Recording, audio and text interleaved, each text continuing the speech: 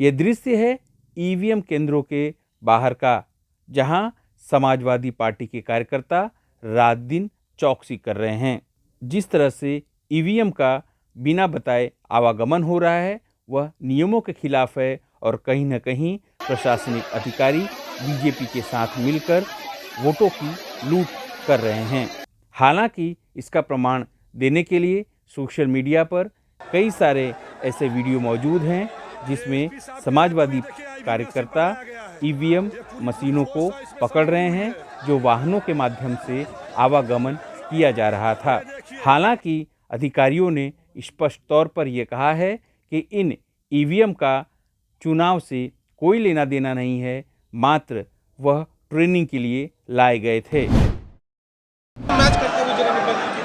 अगर वो ईवीएम का नंबर मैच करता है तो फिर हम लोग दोषी हैं, जो पोलिंग में यूज हुआ और वही ईवीएम निकल रही है। लोग की अगर मांग वो है कि प्रेक्षक को तुरंत बुलाया जाए और जांच करें। प्रेक्षक तो सर यही है, क्या कहा? प्रेक्षक तो सर यही है, आपके सामने प्रेक्षक है, पीछे सारे प्रेक्षक बैठे हैं। सही प्रोसेस में सारे प्रेक्षक अच्छा नियम क्या सर मैंने जो प्रोटोकॉल हुआ, जो ईवीएम का मूवमेंट था उसमें त्रुटि हुई, ये बात है, उसमें त्रुटि हुई, इसका हम रिपोर्ट भिजवा रहे हैं। लेकिन ये करना मैं एकदम दावे के साथ बोल रहा हूँ कि सब पोलिंग ये इम्पॉसिबल है।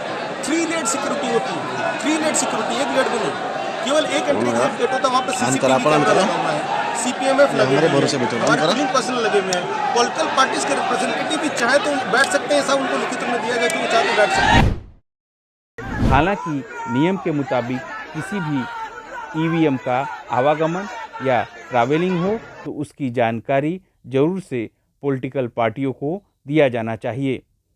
अधिकारी ये मानते हैं कि इसमें चूक हुई है, लेकिन किसी भी ईवीएम में गड़बड़ी नहीं हुई है। इस बात को मुद्दा बनाकर अखिलेश यादव ने प्रेस कॉन्फ्रेंस की और बीजेपी सहित स्थानिक अधिकारियों पर आरोप भी लगा दिया। आज जो बैलेट पेपर पकड़े गए हैं सोनभद्र में, जो बैलेट पेपर पकड़े गए हैं आपके बरेली में, जिस तरह ईवीएम्स को ले आया जाता है, ये सवाल बड़ा है। अधिकारी वही भाषा बोलेंगे जो उनको बोलने के लिए सरकार कहे। कम से कम इलेक्शन कमीशन को ये देखना चाहिए, खुलेआम जनता देख रही है, आज के जमाने में लाइव है कि किस तरीके से ईवीएम्स को ले आया जा रहा था। चुनाव आयोग को सबसे पहले जिला अधिकारी बनारस पे कार्रवाई करनी चाहिए कि आखिरकार उसने किसी को कॉन्फिडेंस में क्यों नहीं लिया। अगर मशीनें जा रही थी तो प्रत्याशियों को क्यों नहीं बताया गया, पॉलिटिकल पार्टीज को क्यों नहीं जानकारी दी गई।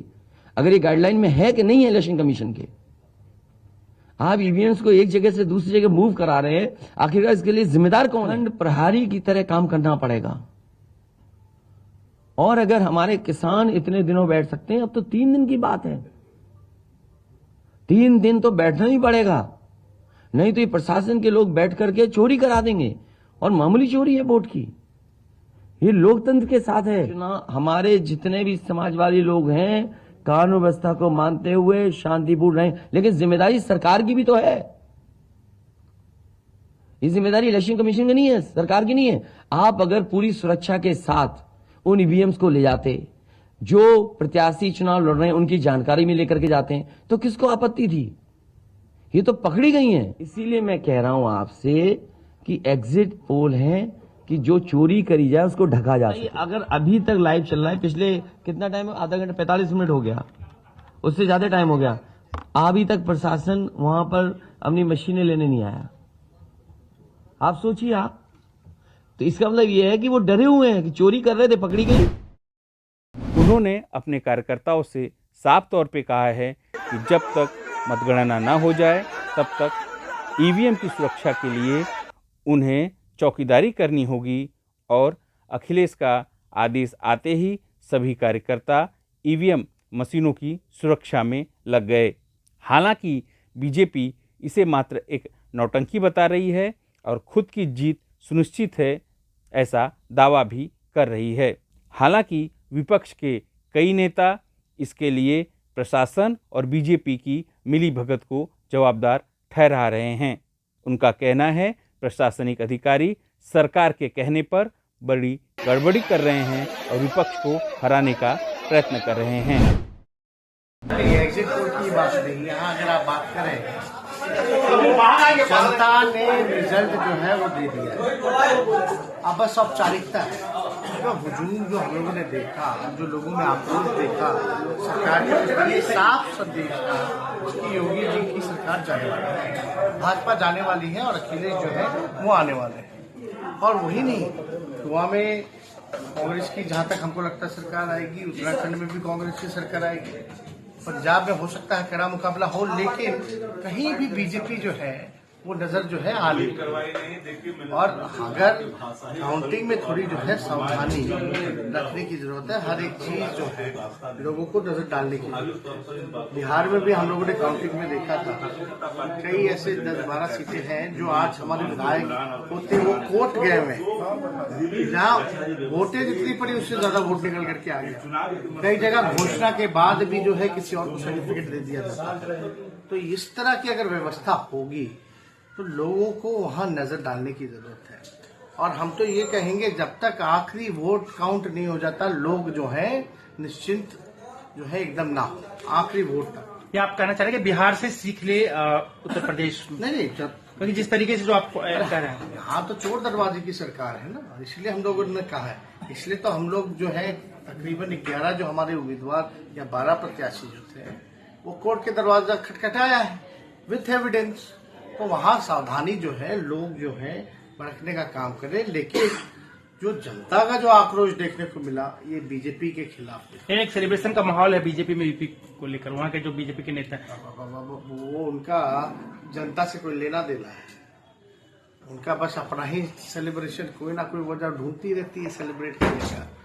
लेकिन यूपी में तो विदाई तय है। कि जो आज घटना घटी है बनारस में, जिस तरह 3-3 गाड़ियां ईवीएम लेके निकली हैं और 2 गाड़ियां तो भाग गई और उसमें बोरे से जो उसको ढक करके लेके निकले, किसी तरह एक गाड़ी पकड़ी गई है।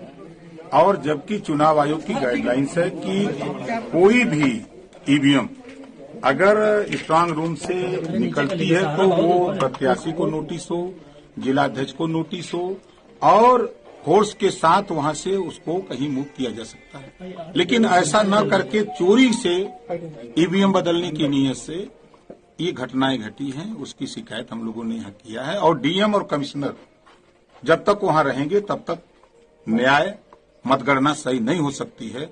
जब तक डीएम और कमिश्नर को हटाया नहीं जाएगा तब तक मतगणना वहां हम लोग नहीं होने देंगे।